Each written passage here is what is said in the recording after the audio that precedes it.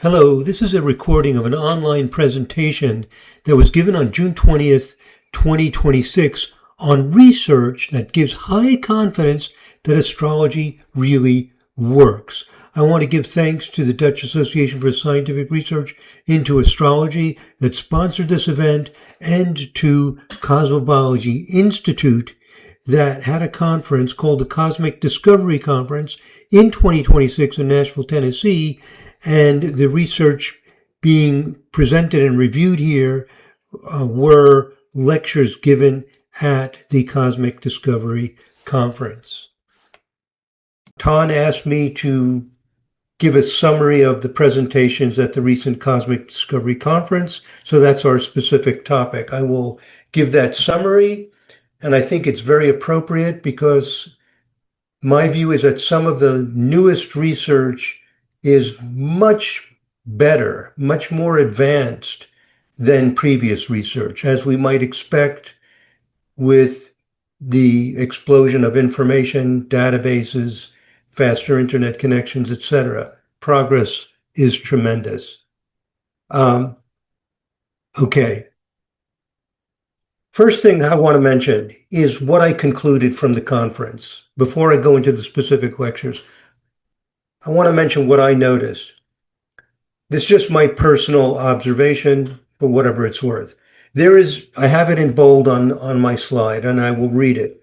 There is a very big demand for researchers to explain what they discovered and why and how this is important for practitioners and students of astrology. So what I've noticed is that the researcher, us nerdy people with all of our statistics and careful research procedures, we come up with findings, and I think what you're going to see today is the findings have gotten much, much better. Impressive results. What does it mean? How do we interpret it? How does it affect astrology? So we're now at a point where the findings are interesting, they're compelling, they tell us certain things about astrology, and I think there's a hunger for understanding what this research means now that we're getting better results. Let me give some examples, 2 examples. And some of you may find this shocking, you may disagree, that's fine. We're here to disagree. We're here to share ideas and perspectives. As I will explain in some of the presentations that were given at the conference, we now have strong confidence that direct midpoint structures have measurable effects.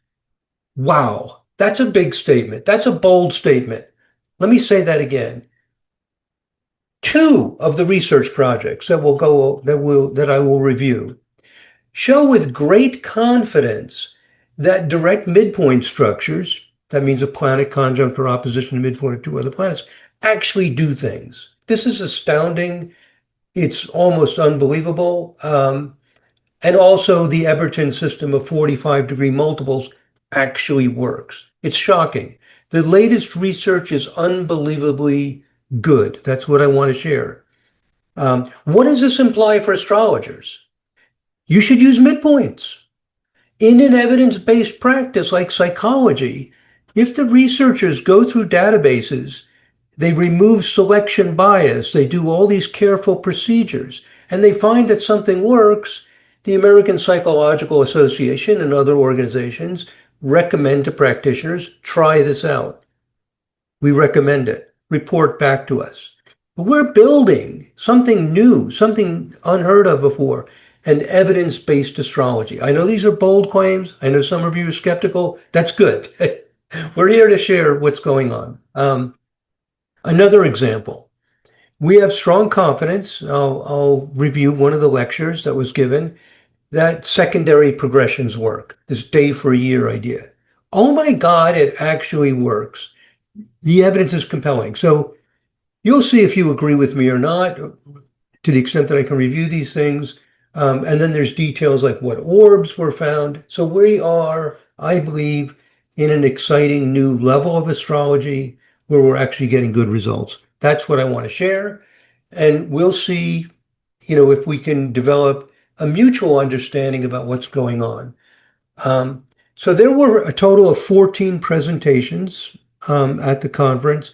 The first two were pre-conference and they were not about research. They were about some preliminary ideas about astrology. I will go over those first two presentations very quickly because I think they're interesting and important, and I want to just let you know about them.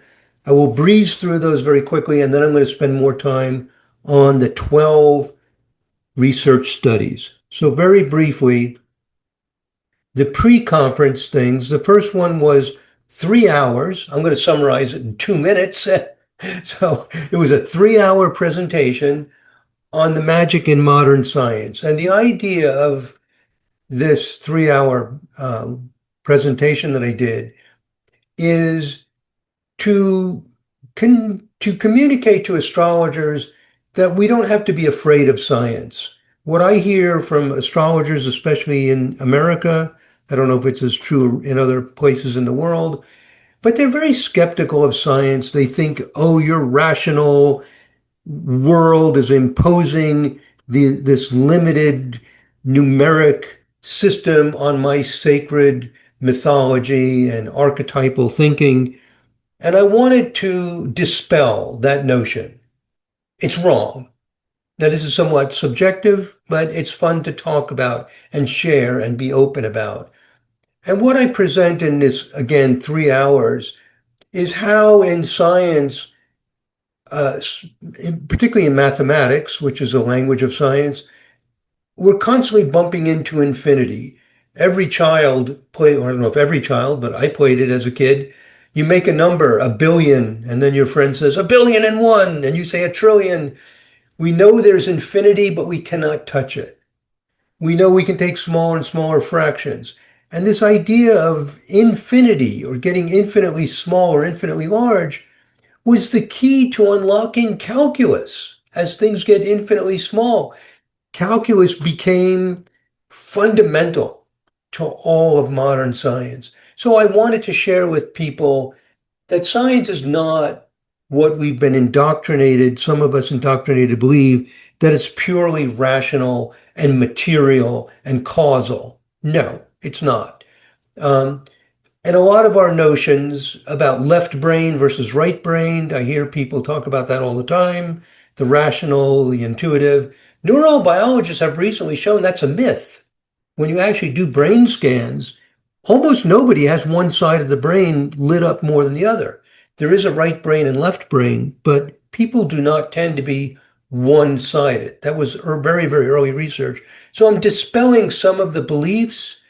Also, when you look at what the greatest scientists said, I'm not going to go through all this, but Erwin Schrödinger uh, would often say, "Tat tvam asi," we're all one. This is you. Mystical visions of oneness coming out of scientists.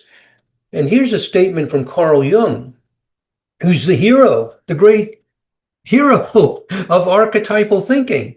He had a communication with B.V. Raman, the great Vedic astrologer in India. And in the correspondence, Jung wrote, listen to this. This is really amazing if you haven't heard it before. What I miss in astrological literature is chiefly the statistical method by which certain fundamental facts could be scientifically established. That's the man. That's the guy who set the foundation for all the archetypal astrology, saying what he misses is statistics. So this was a presentation to warm people up to the idea that we do not need to be afraid of science. This is a photocopy of the actual letter that Carl Jung sent to B.V. Raman just to show the primary source. So I wanted to just review that. I think it's exciting background information when we communicate to people. The second presentation, also I'll go through this quickly, by Dr. Christopher Benton. He has a PhD in mathematics, and he presented the language of statistics. And he introduced words like population, sample, bias, random samples, convenience samples, sampling with Monte Carlo methods, quantitative versus qualitative, different kinds of quantitative data, nominal, ordinal, interval, ratio data. I'm just giving you an idea of what he discussed, the difference between descriptive statistics and inferential statistics. data visualization with histograms, pie charts, scatter plots, line charts. He illustrated all this, explained it, did the basics of mean, median, mode, and outliers, measures of variability like standard deviation, box plots, probability, normal curves, skewed distributions, extreme case sampling, exploratory research versus confirmatory research, and the evidence-based pyramid, um, which gets into the evidence-based part. And what I was pleased with his presentation is people loved it. They liked, and it was new to them. Stuff that many of us take for granted, like, oh my God, you don't know what a mean and median is? Like, no. These are very educated, intelligent people with college degrees, but they're trained in humanities. And you forget some of these things. Also, hypothesis testing, p-values, blah, blah, blah. All this stuff, Rodden ratings, different statistical tests. So anyway, those were the two um, preliminary things. I think I wanted to share that quickly. I'm ready to go into the 12 research studies. You all ready for this? Okay, let's begin. That was just preliminary information, which I think is important, but here are the studies. First one was by me, was in the opening address on compatibility. And what I'm going to share here is not just statistics and, oh, I collected this data and I got this p-value and I got this effect size. That seems to be the mantra, the repeated idea over and over and over again when we talk about research. What data did you collect? What's your p-value? What's your effect size? In psychology and other fields that are similar to astrology, helping professions, also medicine, there's a lot more than just collecting data and doing p-values and effect sizes. And I wanted to address some of those things. We look at information from related fields. We try to understand, we try to build models, we try to develop a way of understanding things, not just going into something specific. And in astrology, one thing we often do is compatibility. It's one of the basic things. Am I compatible with so and so? Well, why don't we look at what psychologists found? Right? Someone comes to you and they say, am I compatible with Jane? We immediately pull up their birth data and start analyzing it. Well, let's do it more scientifically and more evidence-based. Have psychologists learned anything? With the amount of research they've done is unbelievable. Studies that went on for 40, 50 years to follow things, incredible amount of work. Here's one thing they found. They found that for long-lasting relationships that lead to good marriages, and they have ways to measure this, or good long-term relationships, they define these things very clearly through a huge amount of research. This is, I thought, was a little bit almost shocking. Your personality is more important than the similarities or differences between the two people. You know, if you're argumentative, if you don't listen very well, if you're cynical, etc., especially if you don't respond to cues from other people, it's very unlikely you will have a good relationship. A lot of the responsibility for a relationship is you, even more than the relationship. For astrologers, that doesn't say something absolutely true, but it suggests that we should look at the individual chart before we worry about the compatibility. So what I'm presenting to you is the idea of an evidence-based practice where we're not just looking at statistics, but we're looking at related information to better understand a topic. So from this research, I've decided that when I do compatibility in the future, I'm going to spend a lot of time looking at the individuals first. It has changed my approach to compatibility. Why? Because I looked at what the science is. I looked at what the psychologists found. And I read in detail, I'm just summarizing here, the great confidence they have in these findings. So what I'm saying is that what's happening in astrology right now is a revolution. We are now moving astrology out of just personal experience and tradition and also adding to the statistical analysis the approaches used in psychology and other evidence-based practices. We open up to a richer variety of tools to better understand what we're doing. Also, they found out that compatibility, the people who have good relationships, neither are similar in personalities nor are they opposites. If this is true, this means that what astrologers do when they say, oh, you have a lot of air, Gemini, Libra, and Aquarius, and your partner or the person you're interested in also has a lot of air, your sun is in Gemini, his sun is in Aquarius, etc. This is taken for granted. Even dating sites are using this as an evidence-based practice. Do we endorse this? Do we support this? Is it reasonable? Can we take a stand? Absolutely, we can. The Gauquelins collected over 20,000 married couples, in addition to their collection of famous people. They collected over 20,000 married couples with AA data. I analyzed it to see if I could find any similar elements. Kiosti Tarvainen independently did the same thing. And what we found out is that there is no tendency for people to select a marriage partner who has similar elements. Now, it wasn't a measure of how happy they are, but they had at least one child. They were stable relationships. They were married, and there's no element compatibility at all.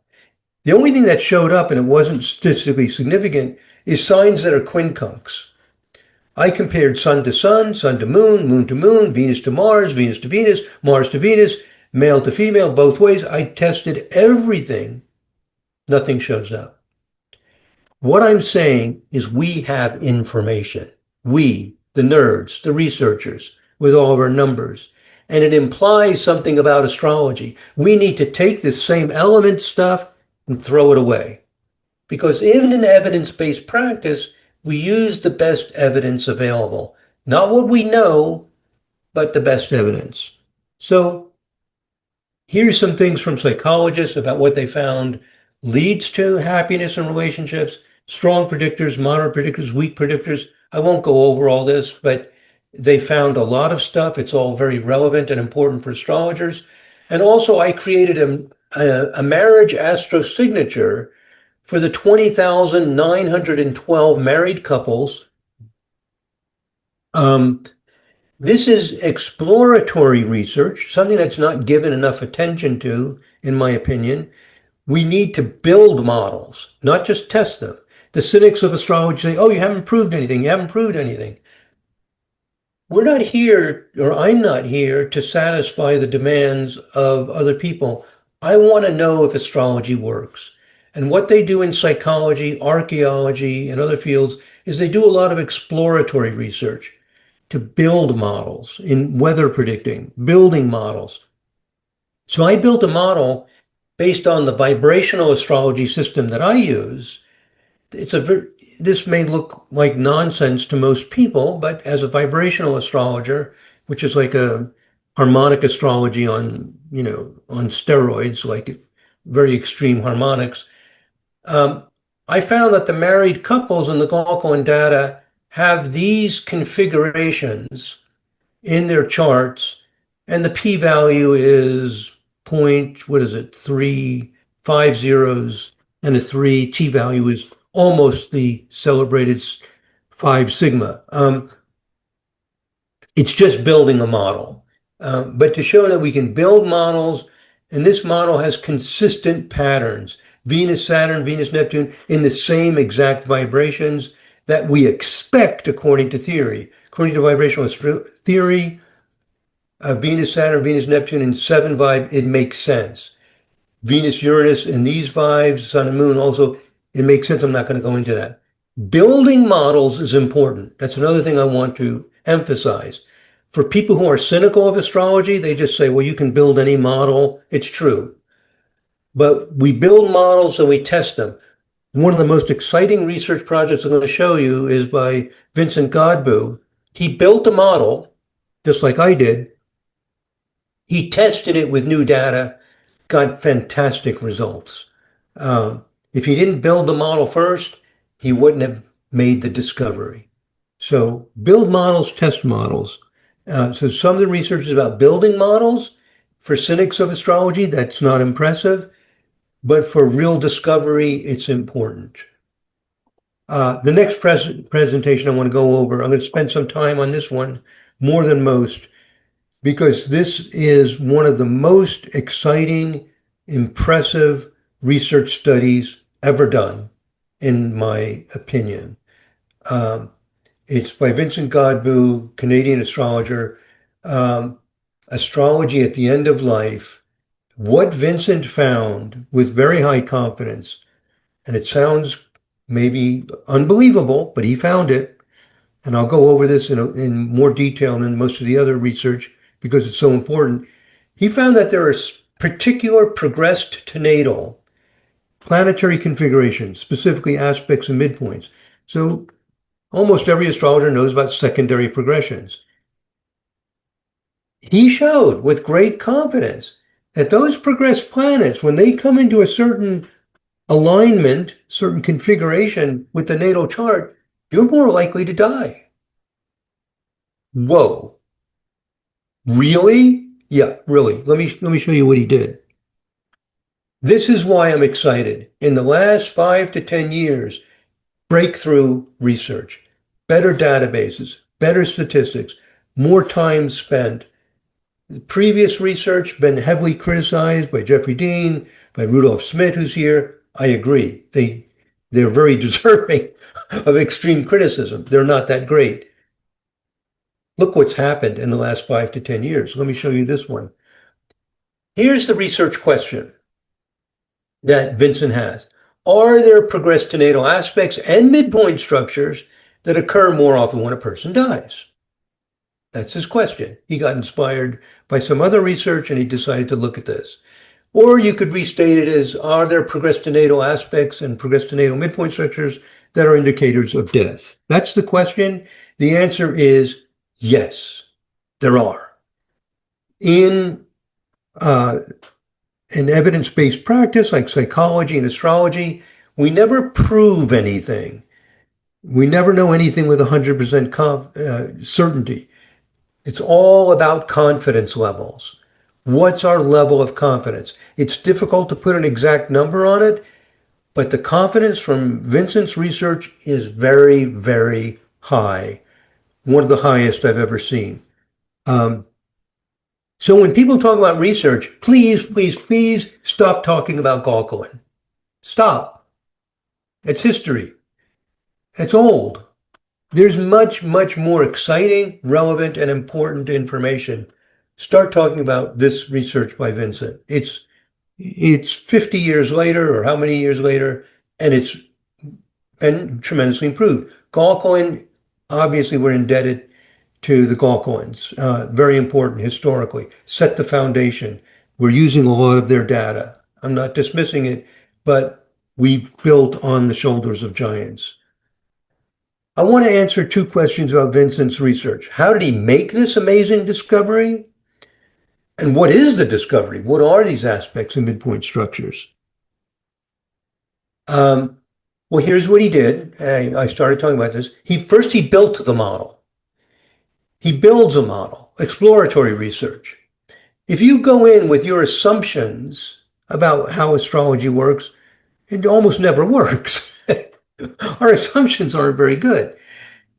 There are some truth to our assumptions, but he tests the assumptions. Then he gets new data he's never looked at before. And he does a strict hypothesis test. New data, and he states exactly what he expects to see. Exactly what aspects, exactly what midpoint structures, exactly what orbs. And he gets an astoundingly good p-value from a strict hypothesis test. Almost no research in astrology is a strict hypothesis test.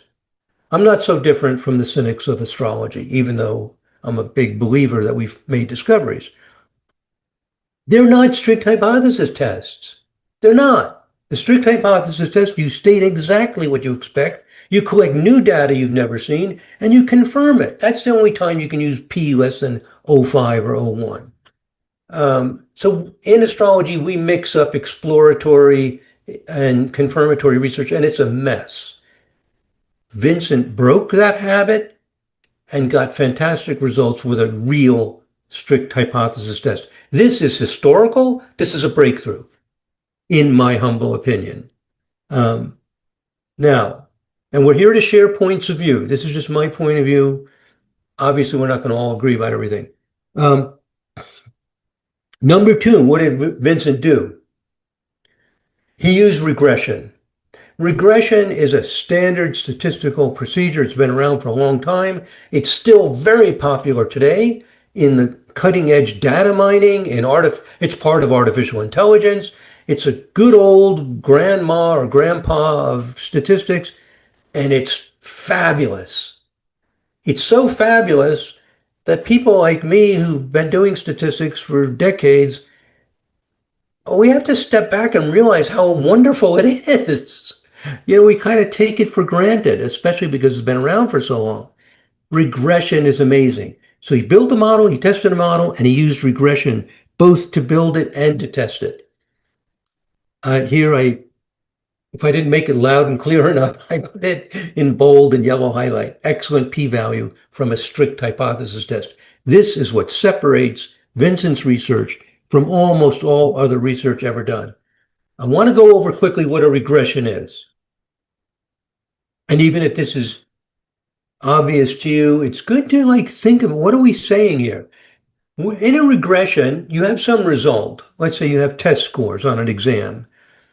And you want to know if students study, like this student studied for 15 hours, this one for only 3, does it improve your grade? We would think studying would help. Does your overall grade point average? Are you a 4.0 student, like straight A's, like this female?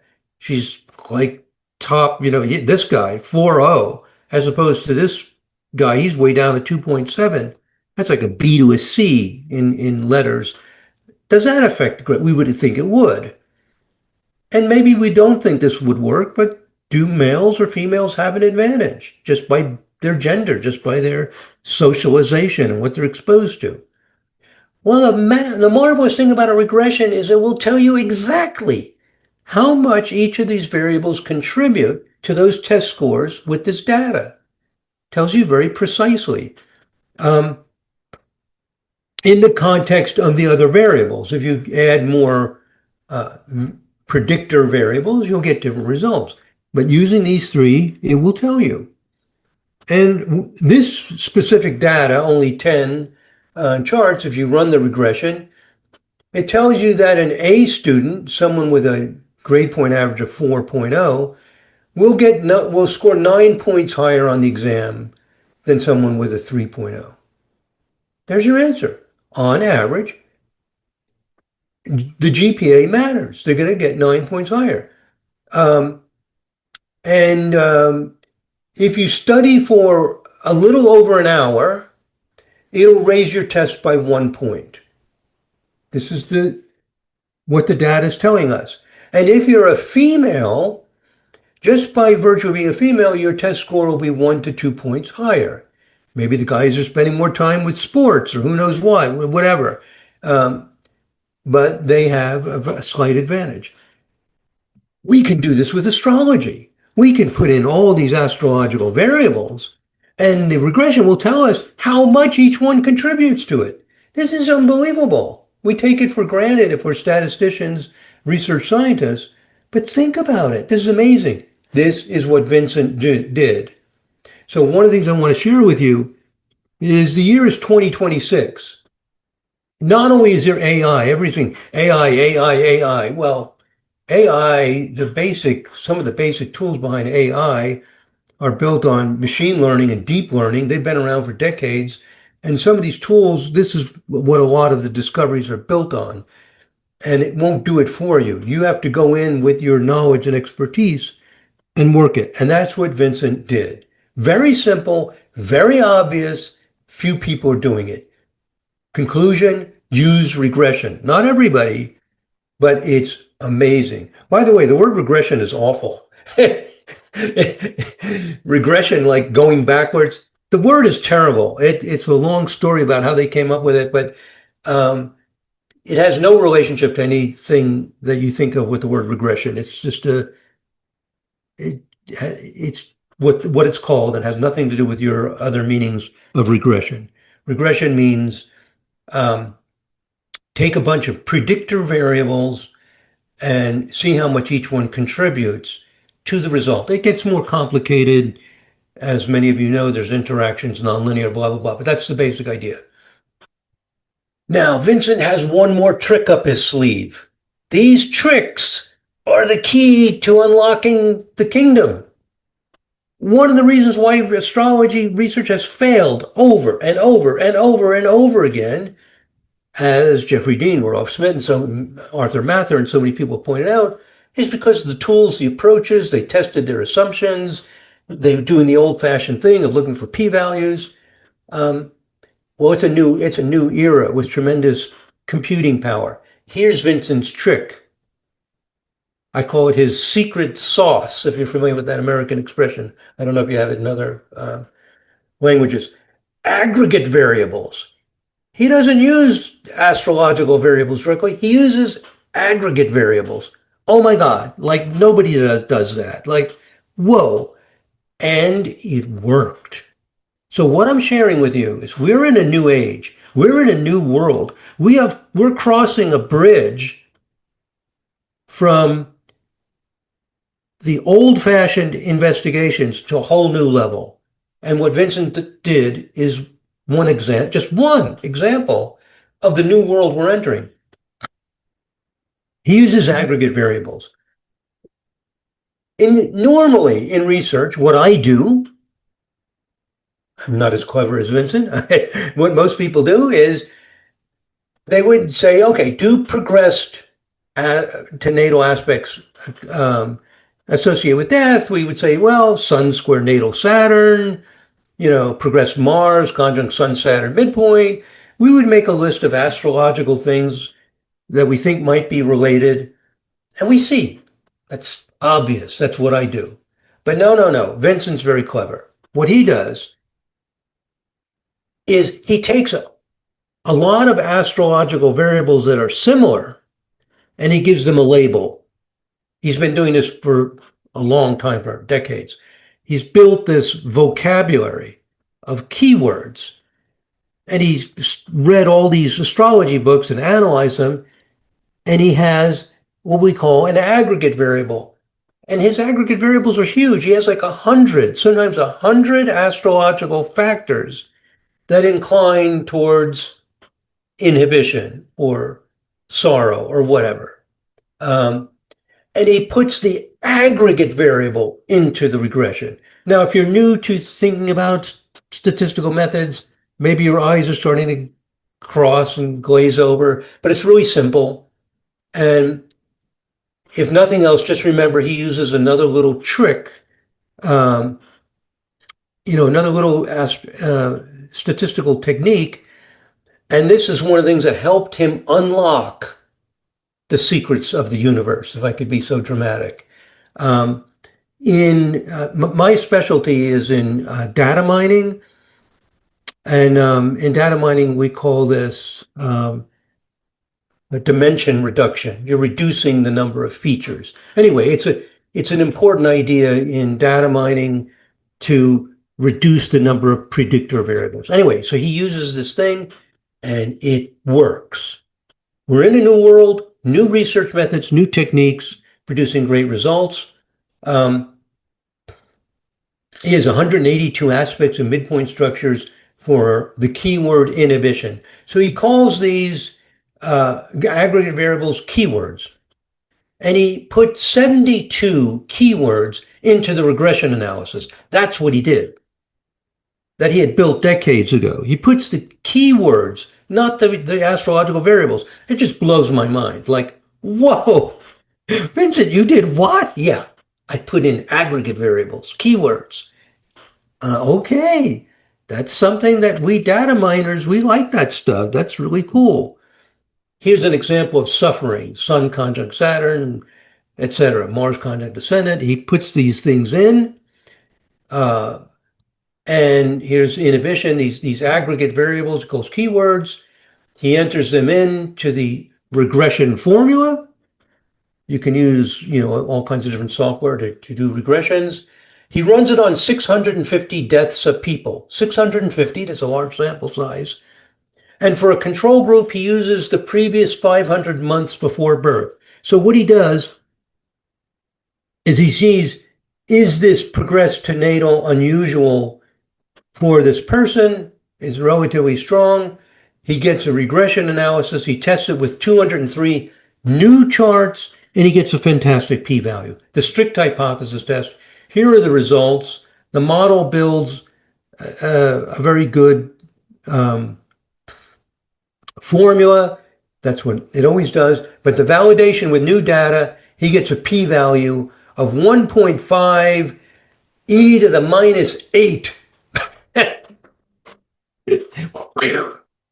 Mind blown, as we say in America. Wow, that's one in what, a million or something. So like, yow. He did it. He did it. Now, after the conference, he continued his research. I'll go through this quickly because I'm using up too much time on this one. I need to move faster. So I don't have time to go through all of this, but he goes back to find out what the astrological variables are, not just the keywords. He goes back to the astrological variables. He takes another step. He has interpretations for these variables. He asks ChatGPT, because he doesn't want to be biased, if the interpretations for these things, what kind of event would they be? And ChatGPT answers. And at the end, it says very plausible. Grief or significant loss of a personal life project. Examples: death, major family separation, loss of a central goal, collapse of a personal idea. ChatGPT mentions death. Whoa. So not only does he get the statistical significance, but the meaning behind it works. He also does a more intricate test of a two-level tree of related things, and it also mentions death as well. Unbelievable research. Strict hypothesis test, confirms the results, gets meaningful results. Conclusion is this changes everything. This is really amazing. Secondary progressions work, especially with natal aspects to midpoint structures. He uses very small orbs, lots of details. We're in a new world, friends. We're in a new world. That's one example. Okay, I spent a lot of time on that. I'm going to have to move more quickly through the others. Okay, and I'm sure you're putting in your questions and your thoughts into the chat. Todd is monitoring that. Todd, is there anything I should answer quickly right now, or should I keep moving? Keep moving. Keep moving. Keep moving. Okay. All right. Next presentation. Oh, I love this one.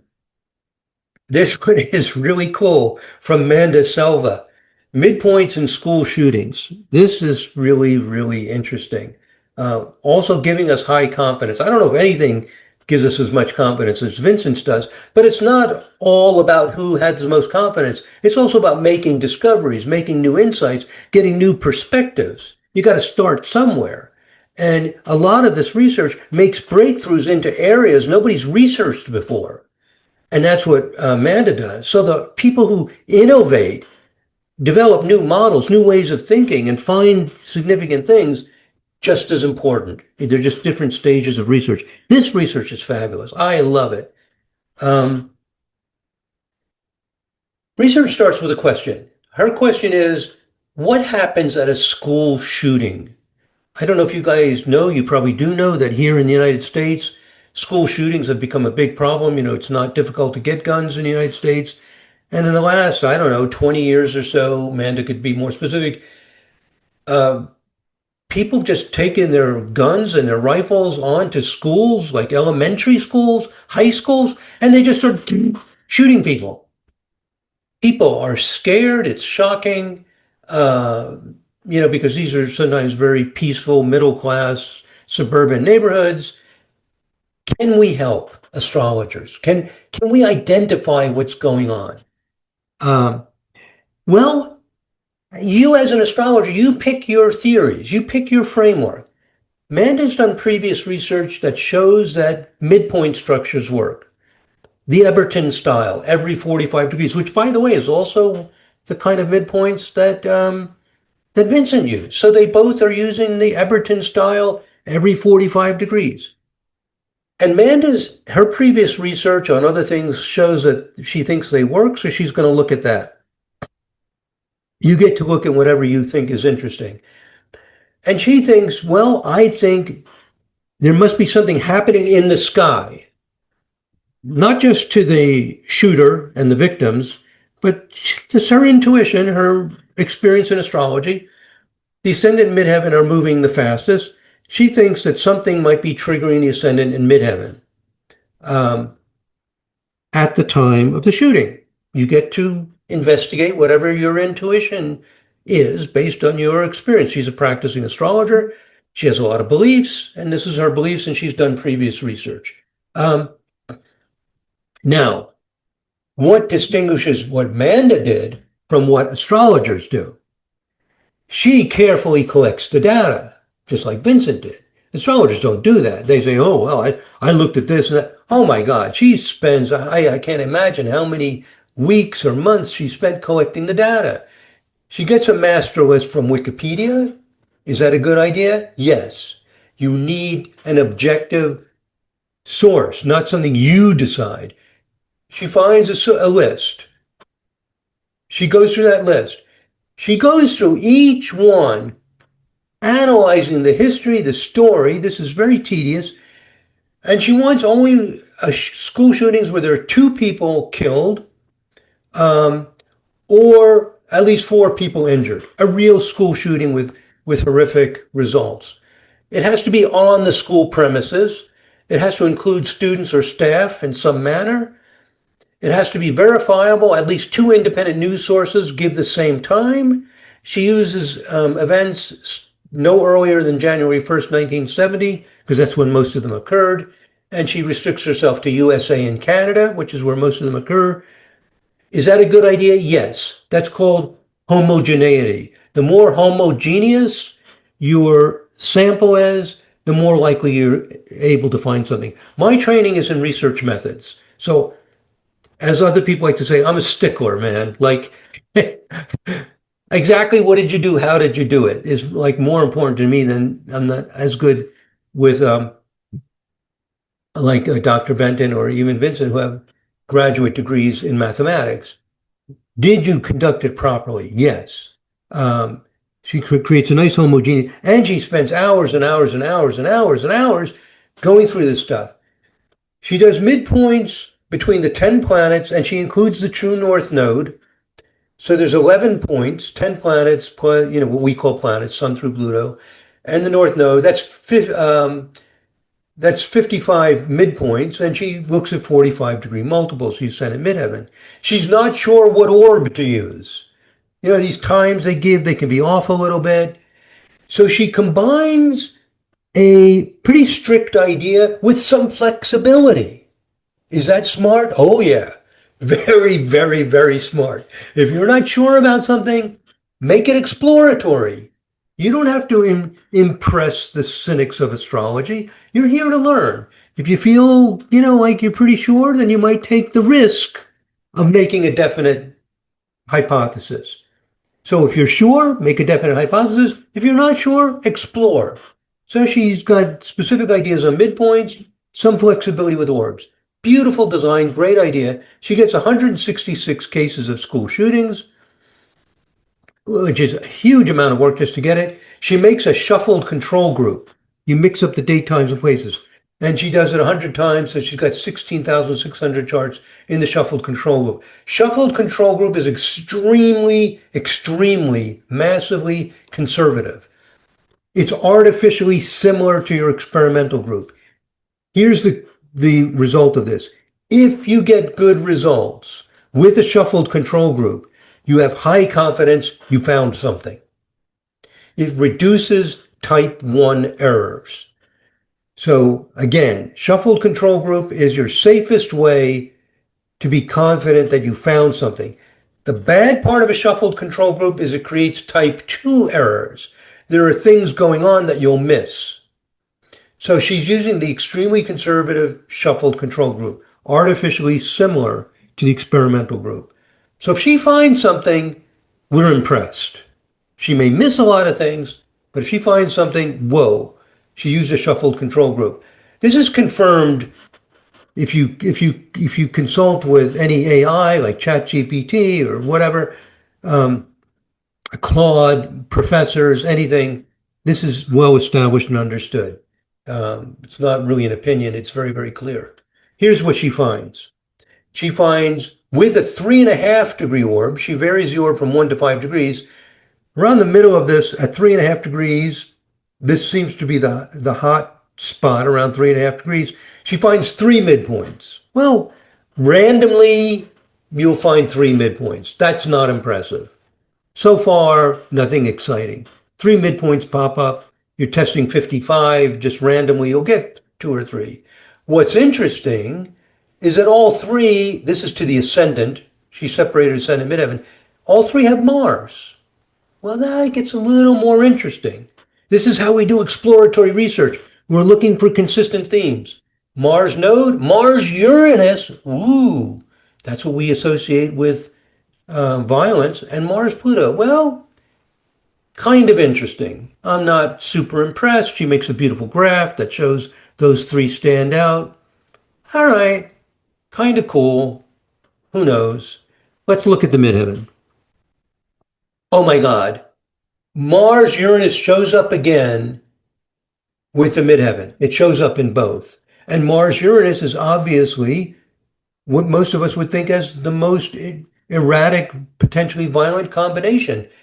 At the 3.5 degree orb, it's extremely significant and pretty significant across all the orbs. And there are some others that show up that are hard to make sense of. They may be random fluctuations in the data. There's always random fluctuations, but we have a consistent theme. Ascendant and midheaven are at the Mars-Uranus midpoint at the time of these 166 school shootings. And when you look at the graph, this like histogram, the Mars-Uranus stands out. Wow. This is exploratory research to find themes, not completely exploratory. She had a very clear idea. Eberton-style midpoint structures. Now, after the conference, just like Vincent, these nerds can't stop. They keep going. She continues to research. I had some conversations with her on the phone about this, and we discussed it. And she said she wanted to look at the shooters. Not only is Mars-Uranus midpoint the only midpoint that is statistically significant for both the ascendant and midheaven, but the midheaven at Mars-Uranus is also significant transit to the shooters. She took the shooters who died at the event because she wants the extreme cases. 48 shooters died, often by suicide. Sometimes they were shot by security people. These are extremely violent situations. 48 times they died. And midheaven, the transiting midheaven is activating the natal Mars-Uranus midpoint, statistically significant 0.009. This is with a shuffled control group that's very conservative and only 166, a fairly relatively low sample size, which means you have fairly low power, and she still gets consistent results. Wow. This is the kind of investigations that are exciting. Mars-Uranus midpoint showing up consistently in all three cases. Then she does the victims, midheaven at Mars-Uranus. Wow, this is crazy. So again, the cynics may say, big deal. Is she just hunting around? Things pop out. Well, as researchers, we're trying to understand astrology, and exploratory research is fundamentally important and finding consistent themes in the data. She finds it. She does some more research on does the focal point matter, and midheaven at Mars Uranus is particularly important. Um, so the conclusions. Uh, This is fabulous. I'm not even going to read all this. We only have a certain amount of time. And I already mentioned most of this. The N is only 166. That's not a huge sample size. She uses the extremely conservative shuffled control group, and she gets Mars Uranus at the midheaven in all four cases that she looked at. This is impressive. This is exciting. This is something to look at. This is an innovation, looking at something people haven't looked at before. And there's so many things we could do here. We could look at, 16th harmonic. We could see if the direct midpoint structures are stronger. Something I'm interested in is the vertex. So there's many, many things that could be done. So very exciting, and I'm not surprised the midheaven is stronger. Theoretically, that's what I would expect. Anyway, it's very exciting. A lot that can be done. A breakthrough. Not convincing, I don't think, for the cynics as much as Vincent's work, but just as extremely important. And I want to read you something. And this is huge. This is really, really huge. And I think we're ready for a break. So I'm going to read this, and I think we'll probably need to take a break, a 5-minute break. I can't emphasize how important this is because we need to change. We need to shift our understanding of how to do research. This is in the field of archaeology, right? This is a quote on somebody talking about archaeology research. Exploratory data analysis is concerned with visual displays of data rather than with summary statistics and statistical significant tests, which are based on deductive reasoning.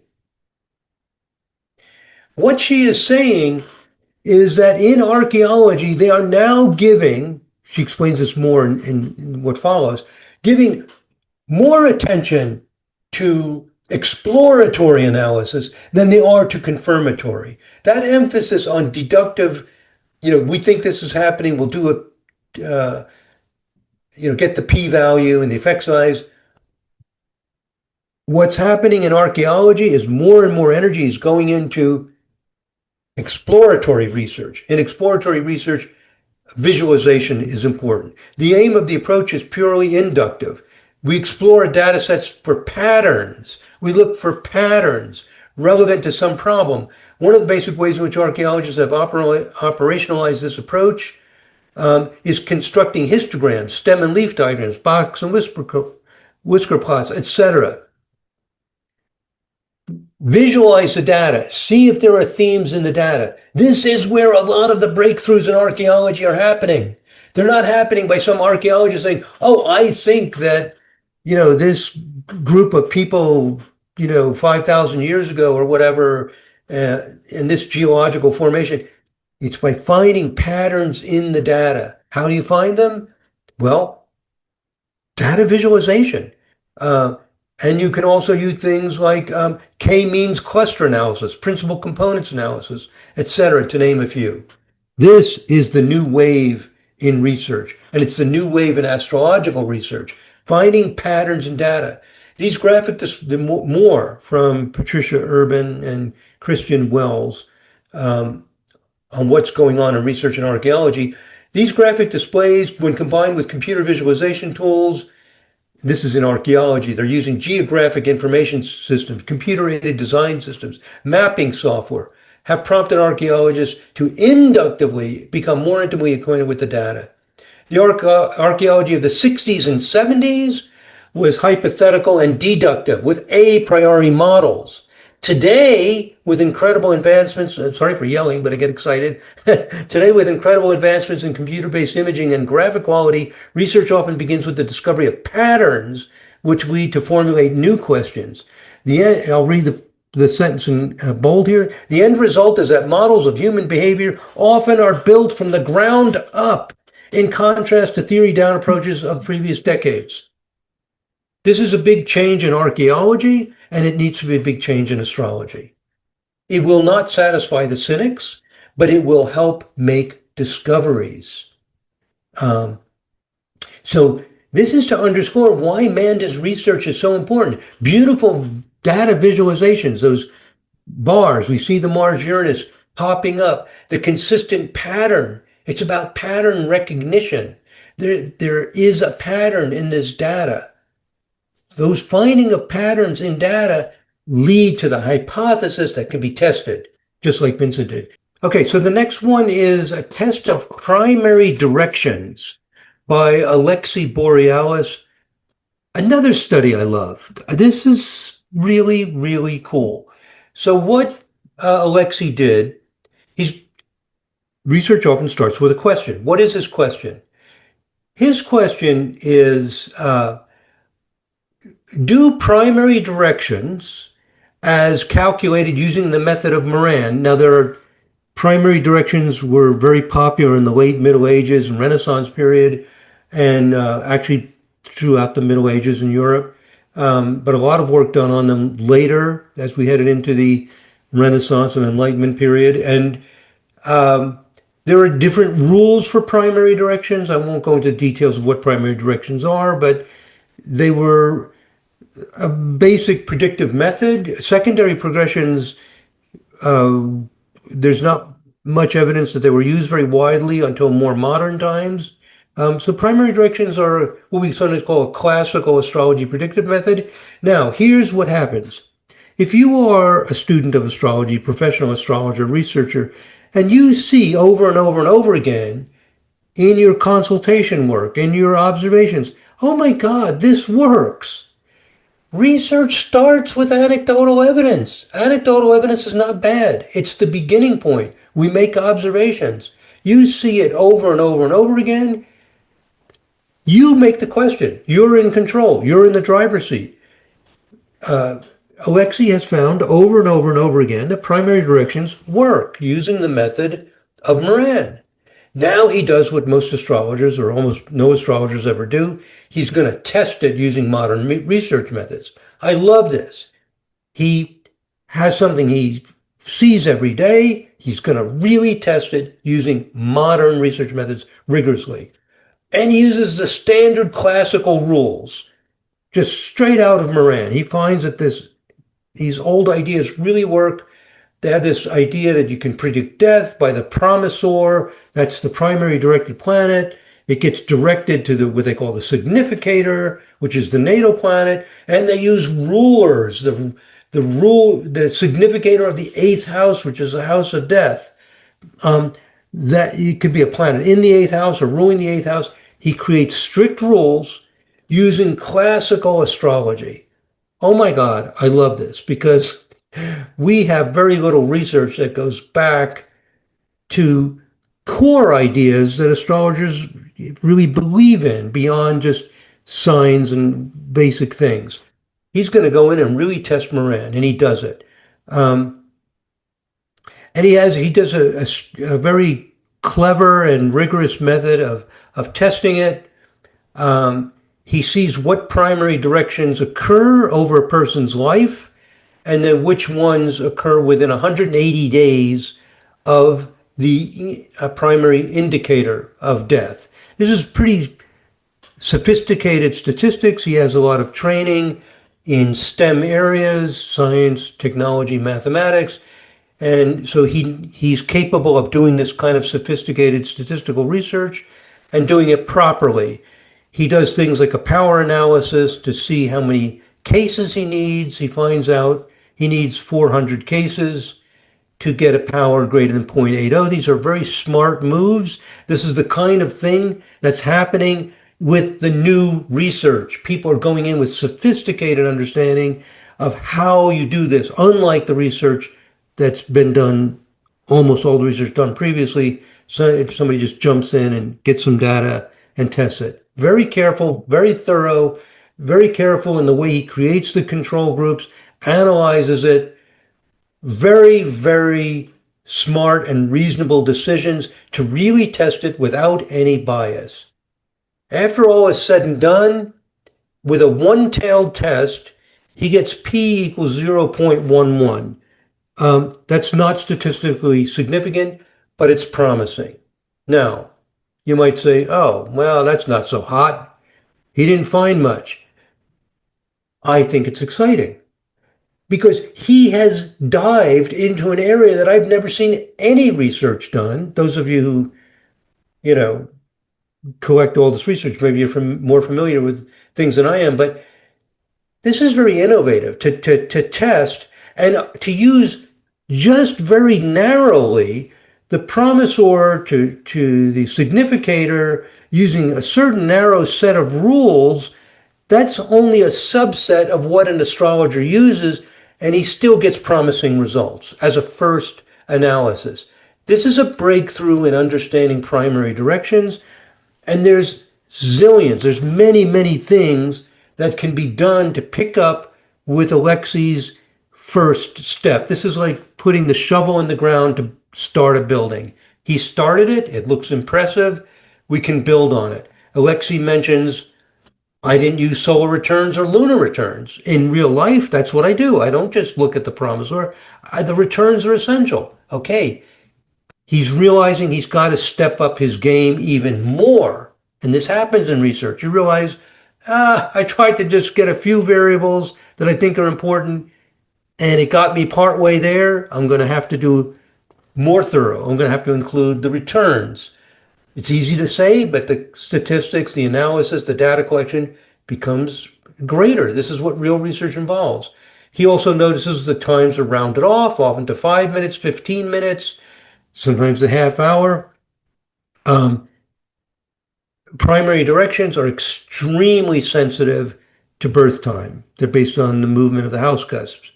Uh, so, using data that's not rounded off to even 5 minutes might give better results. Again, you have to find enough data to get that strong power that he wants to do the research, which is smart. Anyway, there's many, many things that could be done to take this to the next level. My conclusions, wonderfully conducted research, great results considering the limited analysis that he did, the rounded birth times, very promising, an excellent initial study on primary directions. Sometimes you have to start out fairly simple, fairly direct, and see what happens. See how good it is. He found out. He found out he appears to be on the right track, and he's going to have to go further.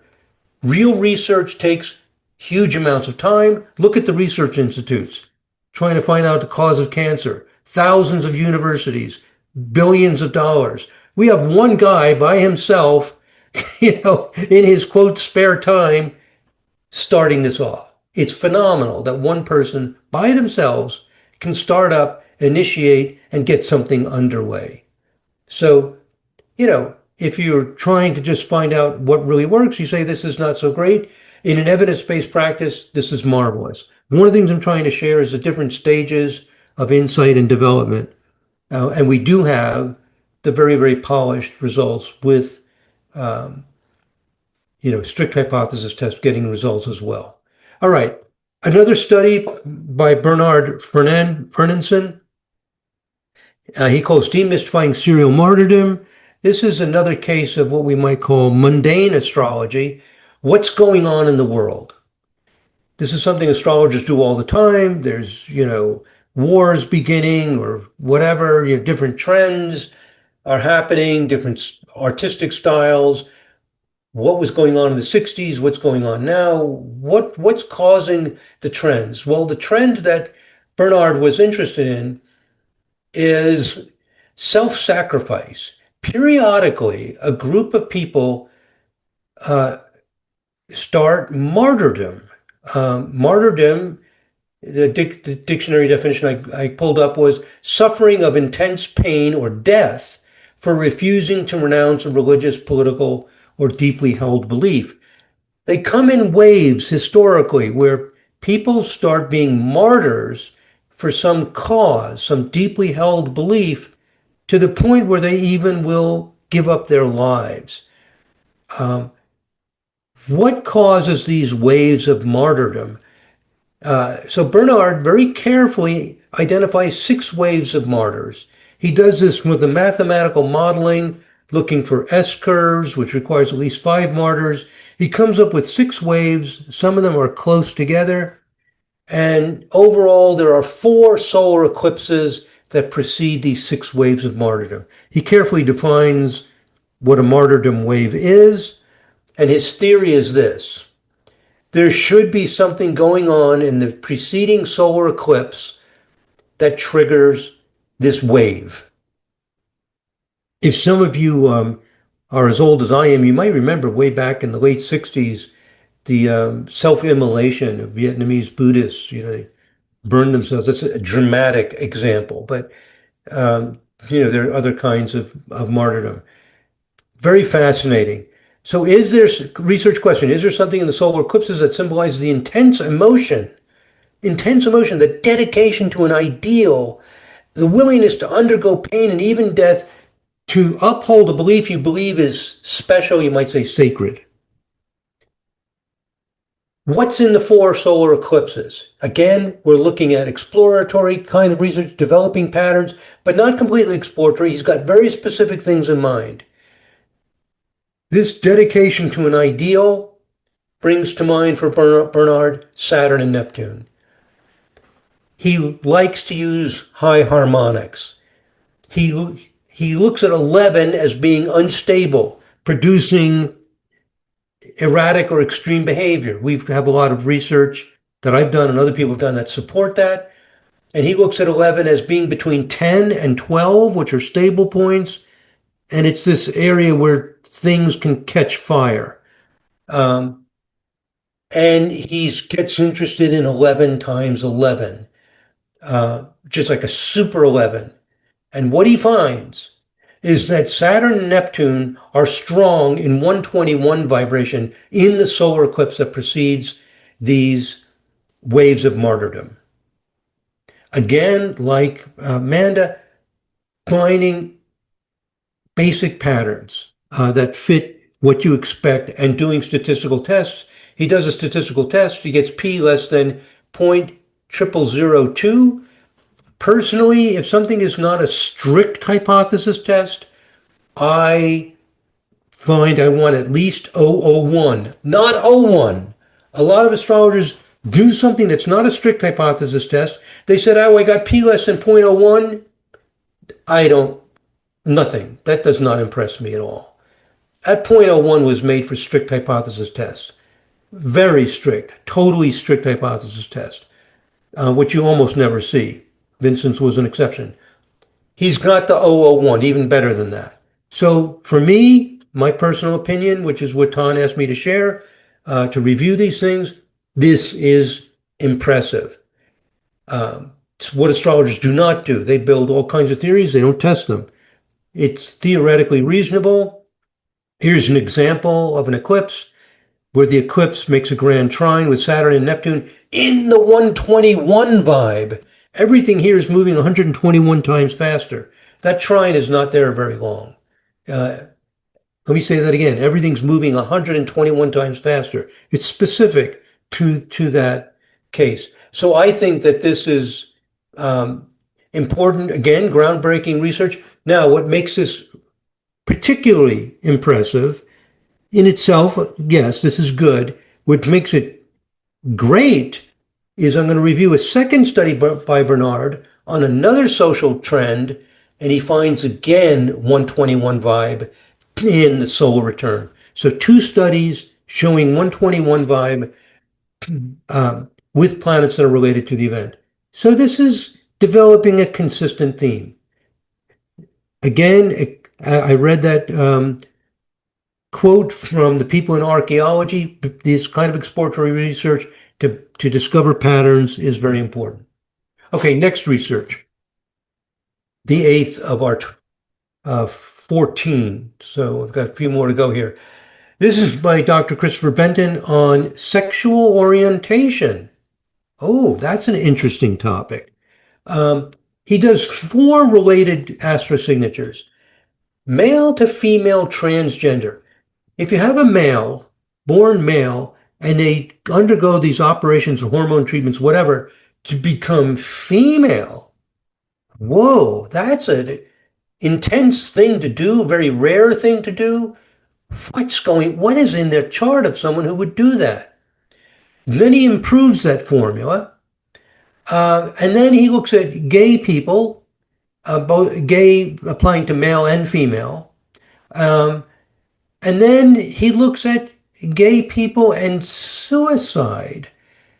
And the reason he gets interested in this is that suicide rates among gay people are higher than people who are not gay. Four related studies, and the results are very interesting and very impressive. At the start, excuse me, at the start of any research, you have expectations. You have things that you're looking for, sometimes more clearly, sometimes more vaguely.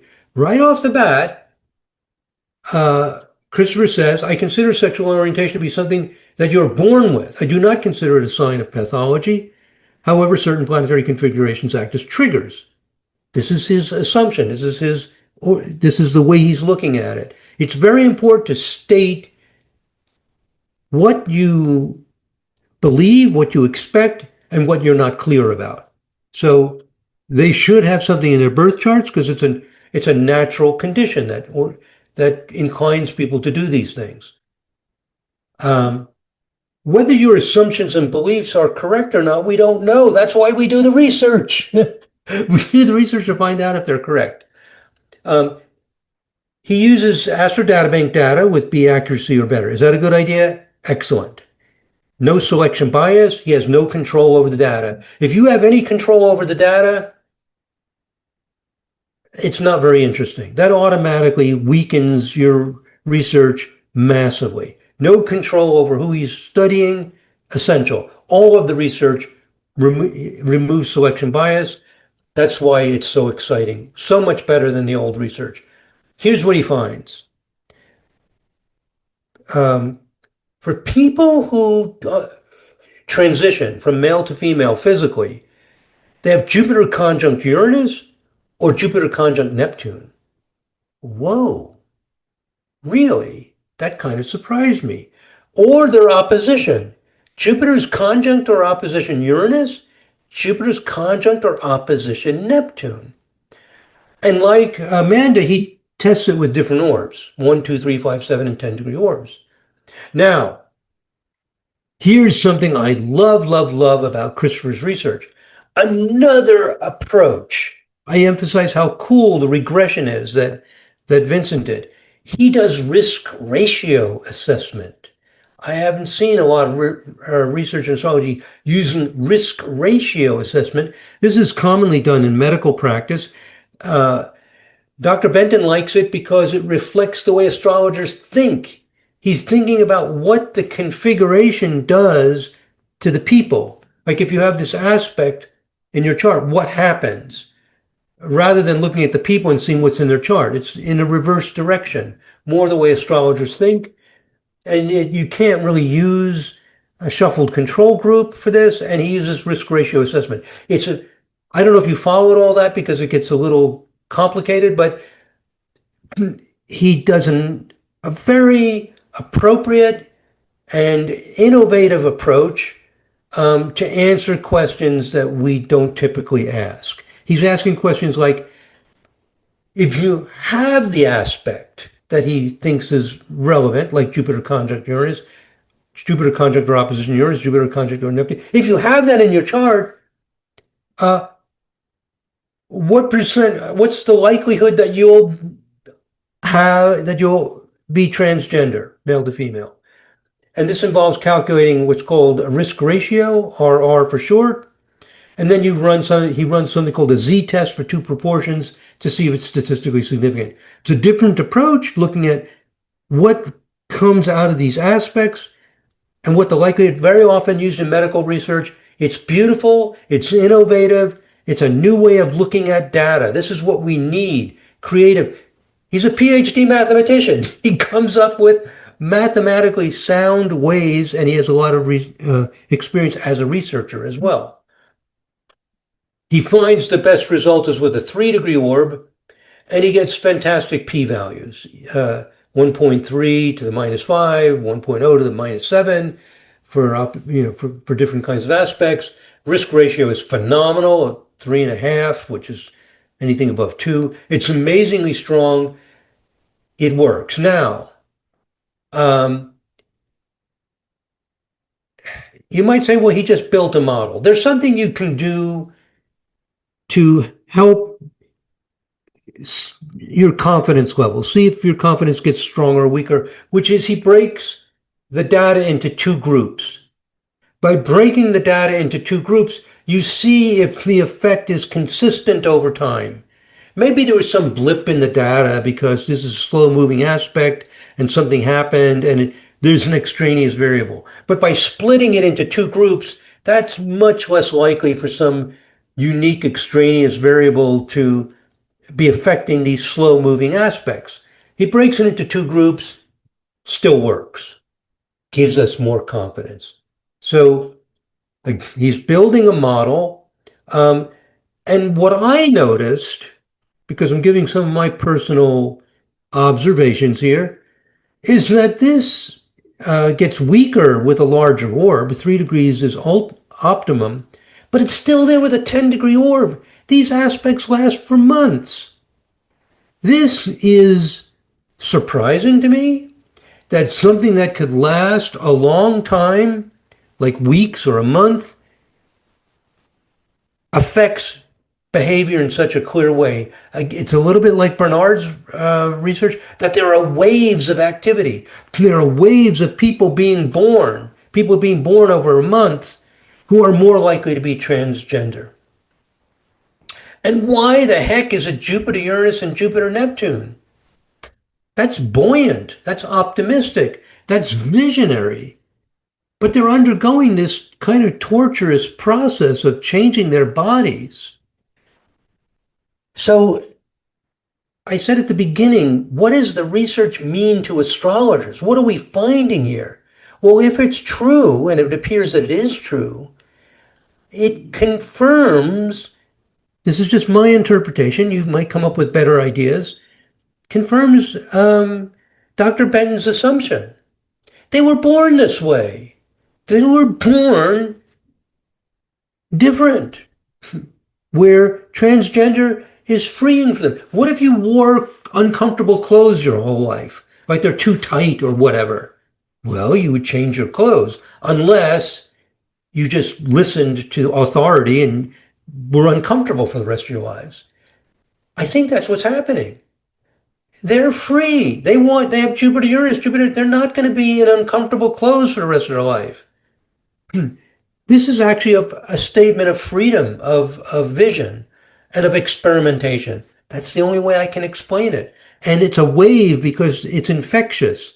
This group of people were born around the same time. It feeds off each other. Like, hey, oh, you don't feel like a typical guy either. You feel like you're in the wrong body. Me too. Oh my God. It becomes a shared social thing, and they liberate themselves. It's my way of explaining the results. It's not my a priori belief.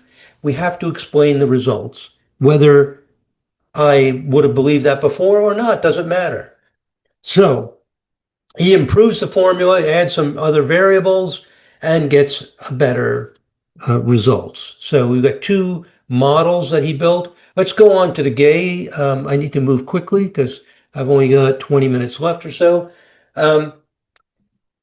Again, the researcher has their beliefs. Christopher suspects Saturn Chiron for being gay. I would never think of Saturn Chiron for being gay. Doesn't matter what I think. It's what you think as a researcher.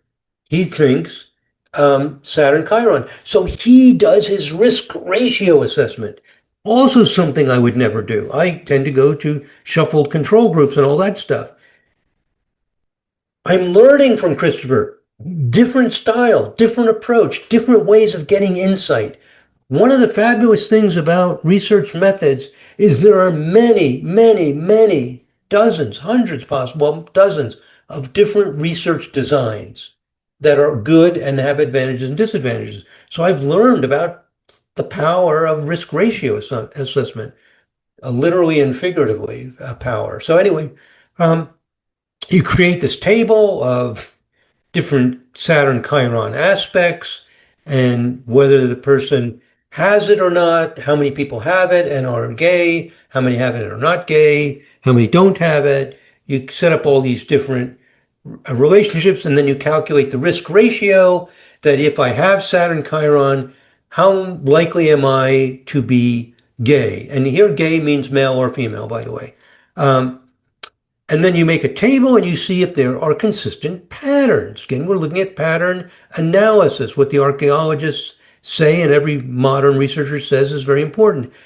And you find certain, results. Um, and then he looks at suicide because people who are gay more often commit suicide. He thinks Saturn Chiron might be involved with both. And then he compares them and they're remarkably similar. Like, oh my God, how did Christopher ever think of this? I would have never thought of it. We see here in with a box around it, the opposition of Saturn Chiron showing up, certain things showing up for both suicide and gay. So it's fascinating research.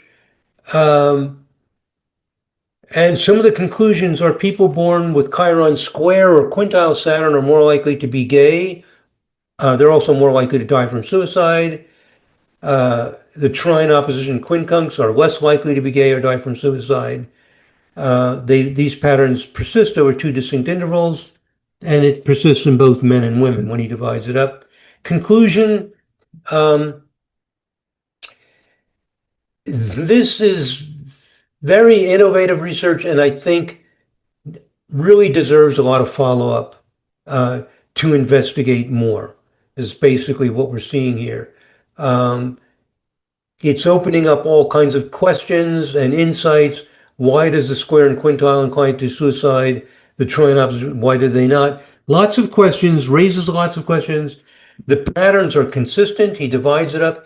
It's intriguing. What I think Christopher's research does is it shows that different astrologers have different insights. He has a lot of insight into Saturn, Chiron, how it works. He has people he knows who've been transgender.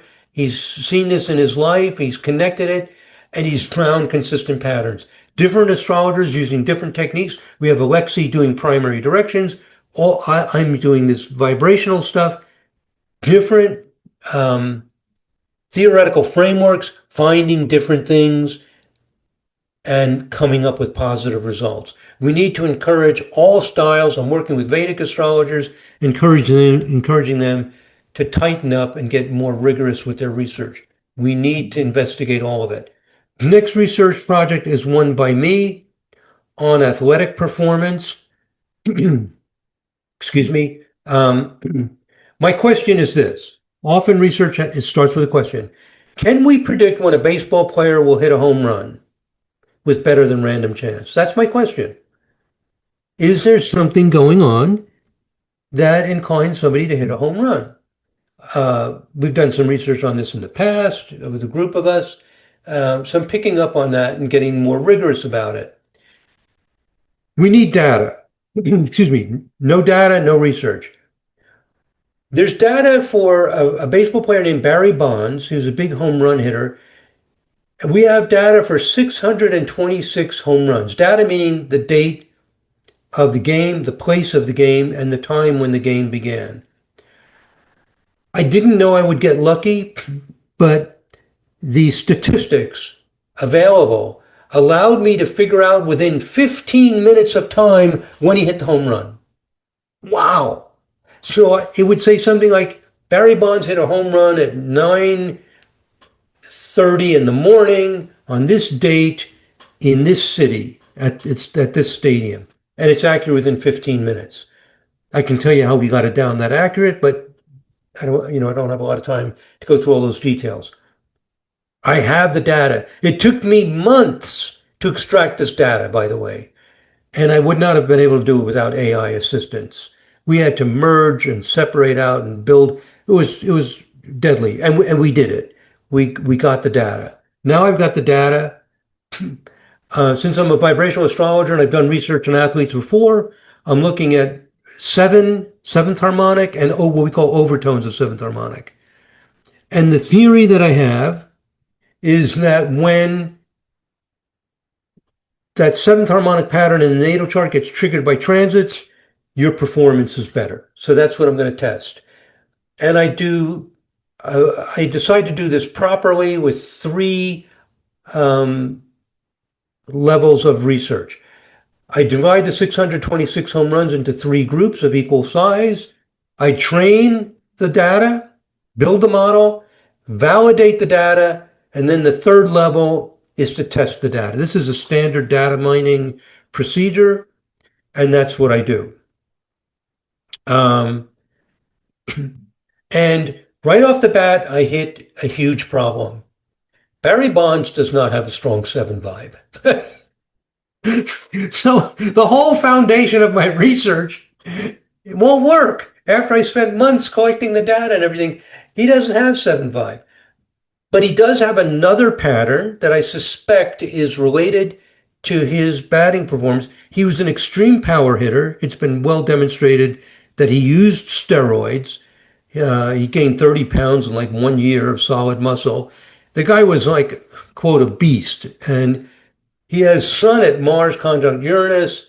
It's a 5 times 16 configuration. It makes sense. So I decide he doesn't have, I'm going to guess that this is what's getting triggered.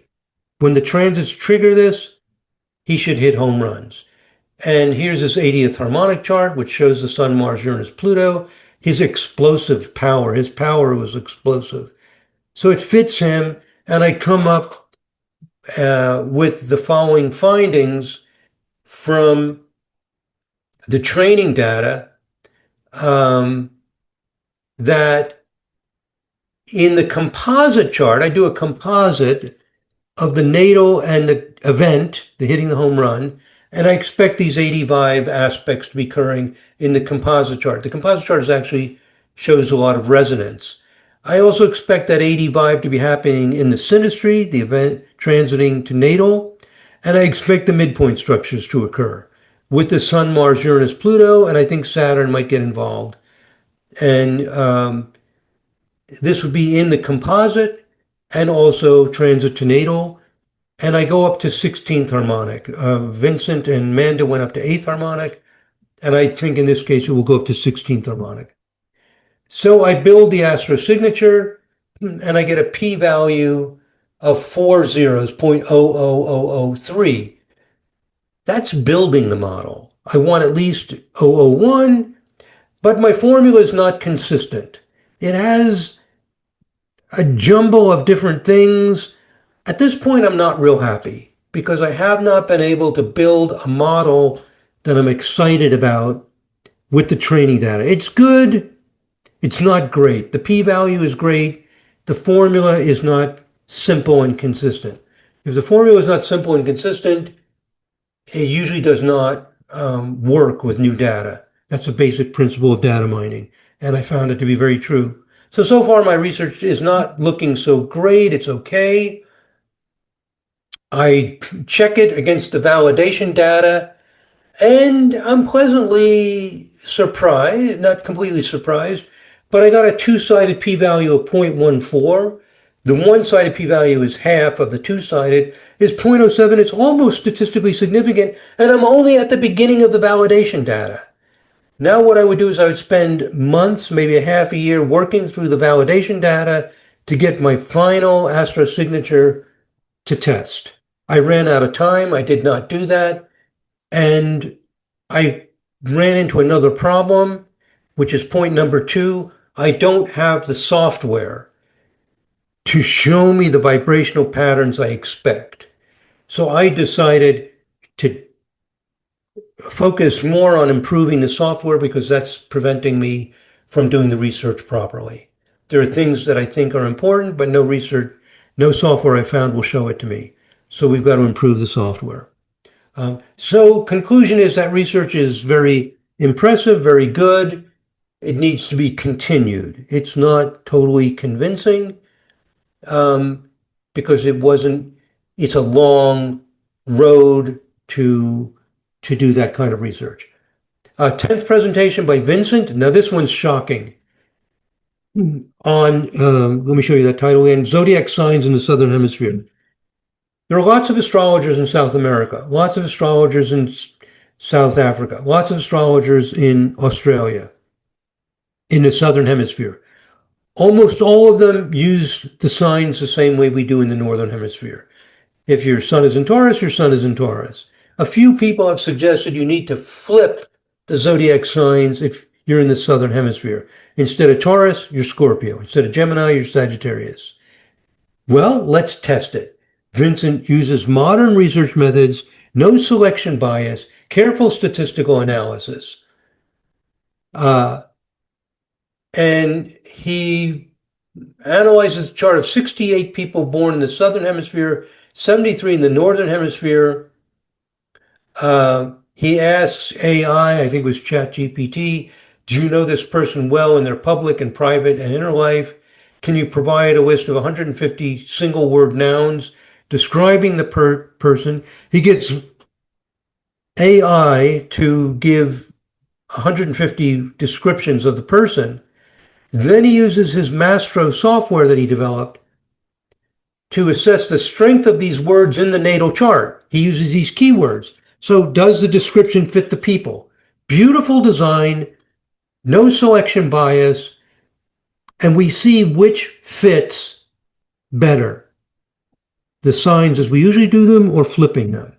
And what he finds using the keywords that he's developed over decades is a striking contrast. 70% of people in the Southern Hemisphere benefit from inversion, and only 35%.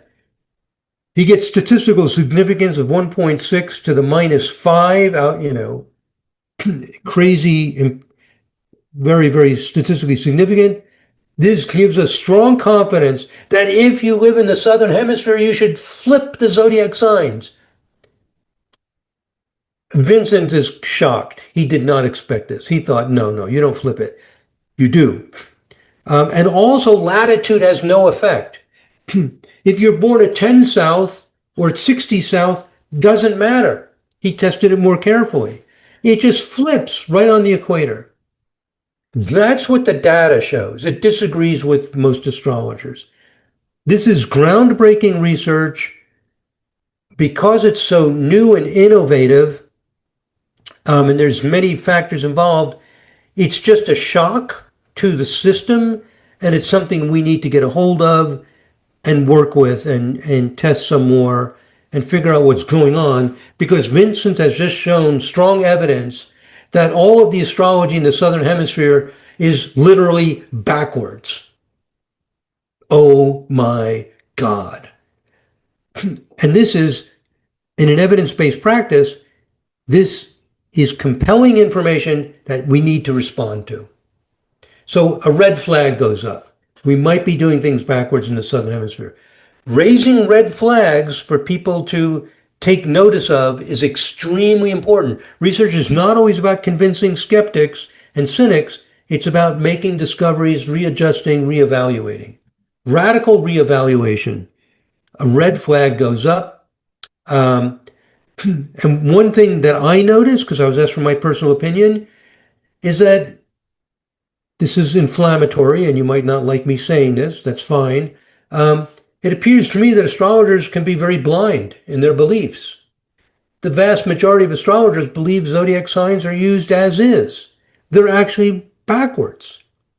This gives me very little confidence that I can trust what astrologers think, because they seem to be justifying their beliefs.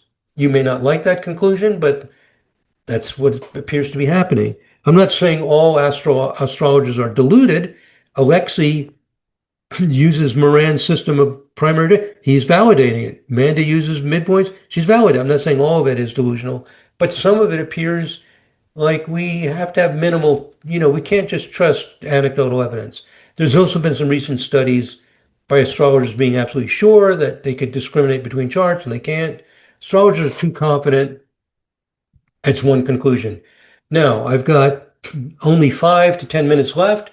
So let me go through these quickly. Christopher does another study on heart attacks, cardiac disease, cancer, also suicide, which we also discussed. His research on heart attacks, cardiac disease, and cancer. Again, he uses risk ratio assessment. And this is wild what he found.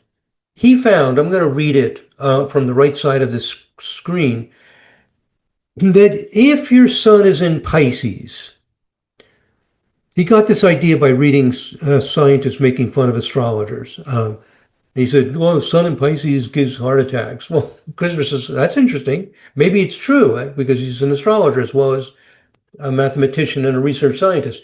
If the sun is in Pisces, does incline to heart attack, but only if the ruler of Pisces, Neptune, is in a fixed sign or is conjunct, square, or opposition to Pluto or Uranus by sign.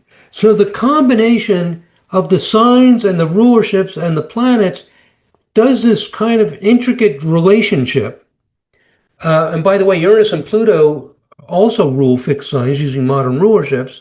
So the logic is Sun in Pisces, but look at the ruler and look at the sign related to heart problems, which is Leo. And Uranus and Pluto also rule fixed signs. And when you put all this together, you do find that these combinations lead to heart disease. So it's a fascinating study that alerts us to the possibility that combining a handful of astrological factors can produce statistically significant results. And you only need a handful. So it's a very different approach. So this is one of the most impressive and surprising studies I've seen with cancer. That's the research on heart disease. The research on cancer, again, he's using slow-moving aspects as he did with the gay and transgender. And the results are shockingly consistent. That planets square Pluto with even large orbs are inclining to have cancer, with one or two exceptions, but most of the planets do incline to cancer. So he comes up with an idea, he confirms it. Pluto square Uranus and Chiron have the best p-values. He splits them into 2 time periods, and it still is there. So he's finding that Pluto square Uranus or Chiron does incline to cancer. Starting with a basic idea that squares to Pluto would be highly stressful. Stress is a key indicator of cancer, and these highly stressful aspects should incline to cancer, and he confirms that they do. So he gets incredible p-values and very high risk ratios. It's just unbelievably impressive. The correlation of these aspects with cancer is unbelievably strong. Very impressive results, simple, direct, excellent p-values. There's some questions. Mercury and Mars were not significant, almost everything else was. Fascinating research, very important. Okay, very quickly, I'm pretty much out of time. Linda Berry wants to see what interpretations of zodiac signs are accurate. She uses vibrational astrology as I do. We've done qualitative research that gives alternative meanings to the zodiac signs. She wants to see if our qualitative research findings and that we apply with our consultations is more accurate, which is what we expect, than a popular astrologer and well recognized like Liz Green. Who's right? Liz Green, vibrational astrology, neither, or both? Which gives more accurate results? Well, this is a kind of a difficult question to answer. And so what she does um, is she creates pairs of statements about people. One fits the modern interpretation of Liz Green, and one is the VA. For example, she asks AI, like ChatGPT or other AI platform, is there documented evidence that the individual frames their actions in terms of competition, rivalry, or defeating others? Aries, the warrior, competitive, rivalry, defeat others. That's a modern interpretation. VA doesn't agree with that. VA says, is there documented evidence that the individual describes pursuing their goals or activities following their own path or direction rather than in relation to competing with others? In VA, we believe that Aries is self-directed. Who's right? Uh, so she states the two possibilities, and then we're going to see which uh, which one is more accurate. Um, So people with no Aries should get similar score. People who are super Aries, like Sun, Moon, Ascendant, etc., ruler of the Ascendant, in Aries, the super Aries should get higher scores than the no Aries people. And does VA do better or worse than the modern interpretation? This was a huge undertaking. Linda found out that she had to do a very careful work with AI because AI will build on the previous responses that it has. It will include information from whatever you said before. It gets very, very complicated. She wanted to be extremely careful and learned a lot about how to control and direct AI. And when in the time frame not, the allotted, she wasn't able to complete the analysis. But it's a very important step to confirm these things. I'm almost done. I've got a few minutes left. Um, this is the other starred by Bernard, where again, I've already told you, he looked at another wave. This is liberation. This is people in insurgencies. An insurgency is a violent armed rebellion by an organized group against an established government or authority. And these come in waves. People said, I've had it with this government, and they just revolt. That's it. Revolution. And for example, there was a wave of revolutions in 1848. Um, is just one example, and I have a quote from Wikipedia. And again, he does the same thing he did in the other research. He looks at the solar eclipse preceding the wave of insurgencies. And insurgencies, we think of things like Pluto, Uranus, stuff like that. And what he finds is that the Uranus and the Saturn Uranus midpoint is critical in 121 vibe. So it's 121 vibe again being triggered, and in the eclipse, and the moon will transit that planet configuration at the time of a conspicuous insurgency event. So the transiting moon will trigger the eclipse, and he does a statistical test and gets a fantastic p-value. So the combination of his two studies on eclipses, both showing 121 vibe with planets related to the wave, the careful work he did in defining what waves are, it's a breakthrough in mundane astrology in developing patterns. Last study by Carmen Turner Schott on 8th and 12th houses. She has for decades found that the modern ideas, I should say, not traditional, the modern ideas of 8th and 12th houses work. They tend to be mystical. They tend to have, psychic experiences, things like this. She has a huge following of people on social media, and she is a professor at a university, and she decides we need to test this more carefully. And um, she worked with her followers and confirmed the ideas And now she's ready to go to the next level of collecting data where there is no selection bias.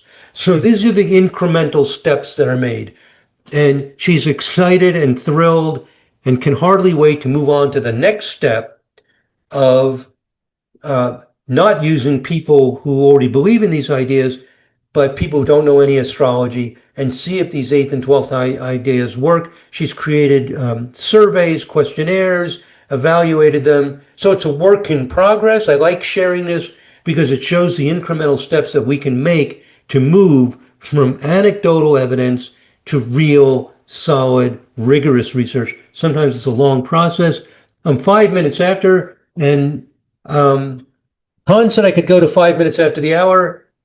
I just made it. Last thing I want to say, conclusions about the research. Oh, there's one more thing. My conclusion, and this is where we'll pick up, Tom wants to pick up with this, is that we're undergoing a paradigm shift. Astrology is transitioning from personal evidence and tradition, which will become obsolete because an evidence-based astrology has now begun. As the anti-astrology researchers point out from their research and the analysis of research, the earlier research is not as impressive as astrologers think. I'm not in such disagreement with them. Where I am introducing a new idea is that there's new research in the past few years that's jumped to a new level. So, what do you think this is going to lead into our discussion? That's it, my friends. Thank you. Tom. Thank you, Santino.